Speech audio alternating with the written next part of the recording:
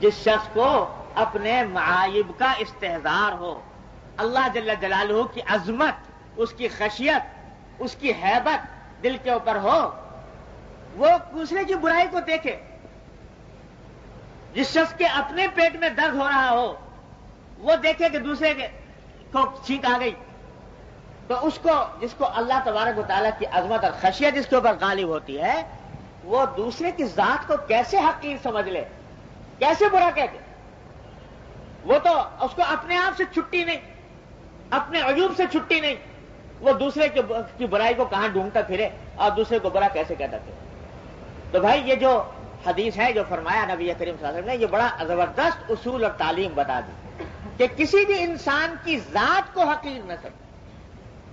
ہاں عمل اگر خراب ہے تو عمل کو خراب سمجھو، عمل کی برائی کر سکتے ہو، عمل کو حقیر سمجھتے ہو، عمل خراب، عمل برا، انسان کو برا نہ کہو، کیا پتا اللہ تبارک و تعالیٰ اس کو توفیق عطا فرما دے اور کہیں سے کہیں وہ پہنچ جائے، اس کا حصہ دار رہنا چاہیے۔ اور اپنی بڑائی کا تصور، یہ تو اللہ بچائے، یہ تو بہت ہی خراب بات کہ میں بڑا ہوں اس سے، اس واسطے کہ کیا پتا کل کو تمہارا کیا حال بنے، اس واسطے نہ اپنے کو بڑا سمجھو، نہ دوسرے کو حقیر سمجھو۔ لا تسبن احدا، کسی کو برا نہ کہو۔ یہ بھائی یہ سب دین ہے۔ آج ہم لوگ یہ دین کی یہ باتیں بھلا بیٹھے، عبادت، ذکر، تسبیح، یہ تو ہے کچھ ذہن میں اللہ کہ بھائی یہ دین کا حصہ ہے، باقی یہ کسی کے بارے میں جو منہ میں آیا بک گئے، کسی کے بارے میں جو لفظ زبان پر آ گیا کہہ گزرے۔ یاد رکھو کہ ایک ایک لفظ ریکارڈ ہو رہا ہے اللہ تبارک و تعالیٰ کی بارگاہ میں، ما یلفظ من قول الا لدیہ رقیب عتید۔ حضرت عبداللہ بن عمر رضی اللہ تعالیٰ عنہ ایک مجلس میں تھے، کسی نے حجاج بن یوسف کی برائی شروع کر دی۔ حجاج بن یوسف کو کون نہیں جانتا، مسلمان، مشہور ہے کہ ان کے ظلم و ستم بہت مشہور ہے، کتنے انسانوں کو بے گناہ قتل کیا، ظلم، تشدد، جبر، خدا جانے کیا کچھ مشہور ہے، ان کو برا کہنا شروع کر دیا۔ تو حضرت عبداللہ بن عمر رضی اللہ تعالیٰ عنہ نے فرمایا، اس آدمی سے خطاب کرتے ہیں، دیکھو یہ جو تم کہہ رہے ہو یہ حجاج بن یوسف کی غیبت ہو رہی ہے بلا وجہ، اور یہ مت سمجھنا کہ حجاج کی گردن پر اگر سینکڑوں مسلمانوں کا خون ہے تو اس کی غیبت تمہارے لیے حلال ہو گئی۔ اگر اللہ تبارک و تعالیٰ اس سے سینکڑوں مسلمانوں کے خون کا بدلہ لے گا تو تم اگر اس کے خلاف اس کی غیبت کر رہے ہو، اس کی برائی کر رہے ہو، تو تم سے اس کا بھی مواخذہ ہوگا اللہ تبارک و تعالیٰ۔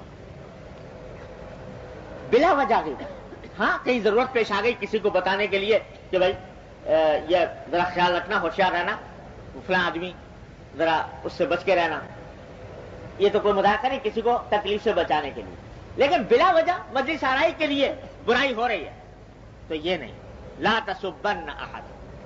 ارے انبیاء علیہ السلام کا شیوا تو یہ رہا کہ گالی کا جواب بھی گالی سے نہیں دیا، حالانکہ شریعت نے اجازت دی ہے کہ جتنا کسی نے ظلم کیا اتنا تم بھی بدلہ لے سکتے ہو، لیکن انبیاء علیہ السلام نے کوئی گالی کا جواب بھی گالی سے نہیں دیا۔ نبی کو کہا جا رہا ہے کہ یا انا لنراک فی صفاحۃ وانا لنظنک من الکاذبین، کہ نبی جیسے جلیل القدر ہستی کو کہا جا رہا ہے کہ تم بیوقوف ہو، حماقت میں مبتلا ہو، اور ہمارا خیال ہے کہ تم جھوٹے ہو۔ احباق ان کو کہا، جھوٹا کہا۔ جواب میں ہم جیسا کوئی ہوتا کہہ رہے تم احمق، تمہارا باپ احمق، لیکن جواب میں نبی کا جواب یہ ہے کہ یا قوم لیس بی صفاحۃ ولکنی رسول من رب العالمین، اے میری قوم میں بیوقوف نہیں ہوں، میں پروردگار کی طرف سے تمہارے پاس پیغمبر بن کے آیا۔ یہ جواب دے رہا ہے پیغمبر، گالی کا جواب گالی سے نہیں دیا جا رہا۔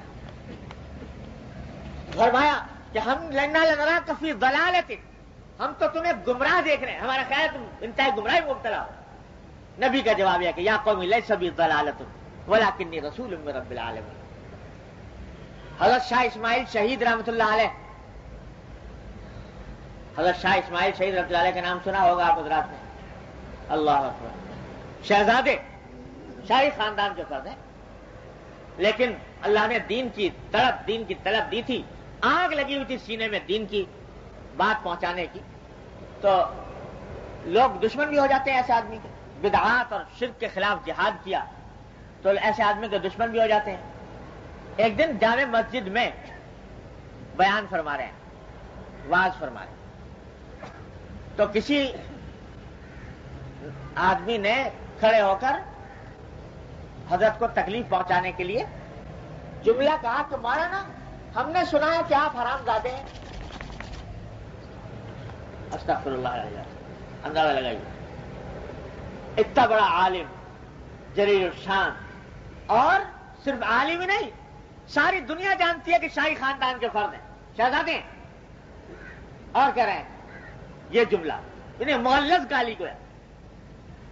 کوئی اور ہوتا تو نہ جانے کتنا غصہ نکالتا اس کے اوپر، وہ نہ نکالتا تو اس کے حوالی موالی اس کی تکہ بوٹی کا ڈالتا. لیکن یہ پیغمبروں کے وارث ہیں. جواب میں فرمایا کہ بھائی آپ کو غلط اطلاع ملی، آپ کو غلط اطلاع ملی. میری والدہ کے نکاح کے گواہ تو اب بھی دلی میں موجود، میری والدہ کے نکاح کے گواہ تو اب بھی دلی میں موجود. یہ جواب دیا جا رہا ہے گالی کا. یہ ہے پیغمبرانہ اخلاق، یہ ہے پیغمبرانہ سیرت. کہ گالی کا جواب بھی گالی نہیں دیا جا رہا کہ جائے کہ ابتدا میں انسان گالی کسی کو دے، ابتدا میں برا کہے. یہ ہے نصیحت. تو اب دیکھیے کہ حضور اقدس صلی اللہ علیہ وسلم نے ان صحابی کو جو پہلی ملاقات ہے، ابھی آپ نے دیکھا کہ حضور کو پہچانتے بھی نہیں تھے، پہلی ملاقات، اور پہلی ملاقات میں چلتے وقت نصیحت مانگی. کیا نصیحت؟